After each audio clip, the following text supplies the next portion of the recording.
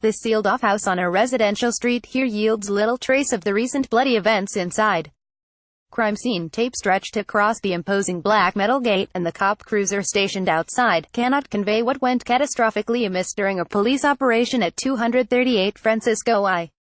Madero Street. Shot dead during the botched assault were 6 family members, 4 women and 2 children, including a 3-month-old girl, the latest collateral damage in Mexico's drug wars. All were kin of the home's principal resident, Jose Antonio Valdez Chapa, whom police here call a smuggling kingpin, an allegation his family denies. He was not injured in the raid.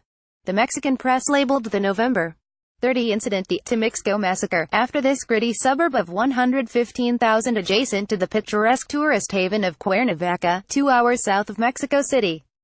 The case has emerged as a human rights rallying cry and the latest black mark against Mexican police in the country's protracted struggle against criminal gangs. Authorities say the victims died in crossfire as police fired in self-defense. But relatives of the dead and their attorney accused the police of mounting an unprovoked attack on a sleeping family, firing more than 100 bullets with the clear intent of taking down Valdez, long a marked man here. They insist that no one inside was armed. Mexico's ill-trained, poorly paid and corruption-plagued police have long been a point of vulnerability in the country's raging drug wars, though many police have been killed in the line of duty. That's why Mexico's Congress this month doubled down on deployment of the military against organized crime despite vociferous objections from human rights activists and others. Critics say soldiers and Marines are ill-suited for law enforcement duties and just as likely as police to be in cahoots with traffickers, or to shoot first and ask questions later. No one in my family fired, we were all inside, we told the police not to shoot, that they had already killed my mother, my grandmother and children. Juan Carlos Valdez Rodriguez, 17, son of the reputed drug lord and a survivor of the raid, told reporters. He recalled his sister's stunned lament that her 3-month-old baby, who had yet to be named, had been shot while in her arms. They hit my daughter. Valdez remembered his sister repeating, "My baby is dead." Moments later, she too was fatally shot. Photos of the aftermath show a blood-spattered toilet flanked by the tattered corpses of 4 women who apparently sought shelter in the bathroom. Police have provided contradictory versions of what happened leading up to the bloodbath in Temixco, a city that, like others in central Morelos state, has seen considerable violence. Last year, the town's newly installed mayor, Gisela Mota, was shot to death at her home a day after she took office on Jan. 1, part of a nationwide wave of mayoral assassinations. Officials blame criminal syndicates. The National Human Rights Commission, a non-governmental group, has launched an investigation into the November operation, labeling the incident a possible extrajudicial killing and crime against humanity. A central figure in the sanguinary debacle is Jose Antonio Valdez Chapa, whom relatives describe as a legitimate businessman dedicated to the purchase and resale of luxury vehicles. But police here know him as El Señor de la V, roughly, Mr. V, a purported trafficker with links to gangs, including the Jalisco New Generation cartel, considered among the country's most violent. According to police files cited in media reports here, Valdez began his criminal career in his native Guerrero state as a leader of a criminal band called Los Rojos, the Reds, notorious for kidnapping, robbery, drug trafficking and other crimes. Those slain on November 30 included Valdez's wife, mother, sister, daughter and granddaughter. The 3-month-old. 8 people, 4 of them minors, survived the shooting. Valdez and 4 other survivors, including his 17-year-old son, were arrested. But a judge later ordered all 5 released, citing a lack of evidence that they attacked police. The family lawyer, Juan Manuel Cuellar, said in an interview that gunshot residue tests presented to the court demonstrated that no one inside had fired a weapon. Family members say that 2 guns found in the house, a .32 caliber pistol and 9mm handgun, were planted, an allegation denied by police. Are there any known pending charges against Valdez? The attorney said, despite the police depiction of him as a ruthless drug capo. The objective of the raid remains a matter of dispute and confusion.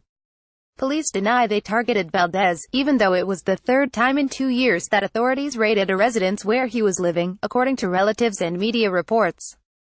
A December 2015 shootout at a home in Cuernavaca killed a state police officer and left Valdez's brother dead, but Valdez reportedly escaped. A January 2017 police raid at the same Cuernavaca address resulted in Valdez's arrest on weapons and other charges, but he was released after 3 months, according to media accounts here. The initial police version of the November operation stated that a group of sicarios, or professional killers, had attacked the house on Madero Street shortly before 3 a.m. Soon, though, officials acknowledged that police, not paid assassins, had descended on the home, spurred by an anonymous tip that individuals were being held in the house against their will.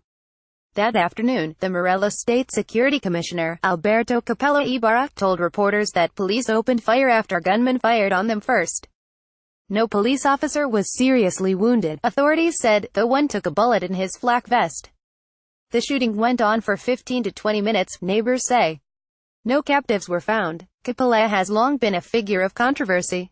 He was both hailed as a relentless crime fighter and denounced for alleged police abuses while security chief in the violence-ridden border city of Tijuana.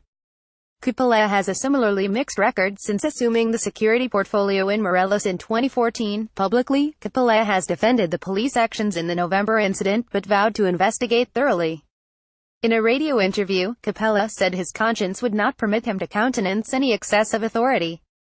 "We are the police who safeguard lives as our fundamental premise," he said. The office of Capella declined an interview request from the Los Angeles Times.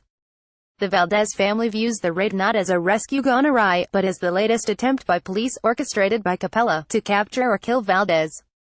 Juan Carlos Valdez Rodriguez, the teenage son, said that when he and other survivors were arrested, one policeman asked, "What did you do to Capella to make him so mad at you?" Days after the shooting, a group of protesters, mostly women, appeared on the streets of Temixco bearing white signs with a pointed message. "Capella, how much did they pay you for my life?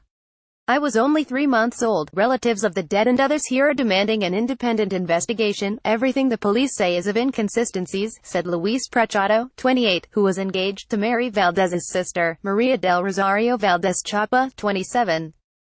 She was among those killed. "They are covering up," he said. His terrified fiancée called him on her cell phone that morning as she and others sought refuge in the bathroom. "I could hear the shouts. I could hear the bullets," Prechado recalled during an interview. "They were shouting and imploring, 'Please, stop. Stop the shooting.'" State police officers who spoke anonymously to Mexican media insisted that they initially had no idea that Valdez was in the house. They said they also were unaware of the women and children, and never heard their screams. "We are all human. We are very sorry about what happened inside," an officer told Milenio Television. "I am sure that if anyone had told us there were children inside, the story would have been different." Now, the officers say they fear for their lives.